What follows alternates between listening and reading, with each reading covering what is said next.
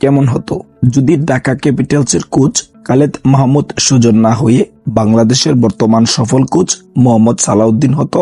তবে কেন ঢাকা ক্যাপিটালস মোহাম্মদ সালাউদ্দিনকে তাদের হেড কোচ হিসেবে যুক্ত করেননি, তাই জানবো আজকের ভিডিওতে। এবারে বিপিএল এর চমক ও আকর্ষণীয় দল হচ্ছে ঢাকা ক্যাপিটালস।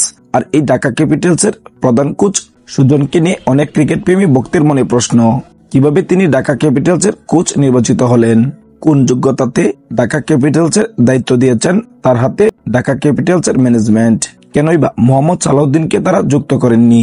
আসল কথা হচ্ছে 5ই আগস্ট সরকার পতনের পর বিসিবিতে অনেক পরিবর্তন এসেছে।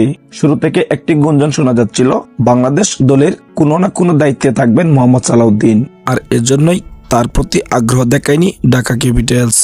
ঢাকা ক্যাপিটালস এর ম্যানেজমেন্ট তাকে নিয়ে ভাবেননি, তাই বিকল্প ব্যবস্থা হিসেবে সুজনকে নির্বাচিত করেছেন ঢাকা ক্যাপিটালস এর ম্যানেজমেন্ট।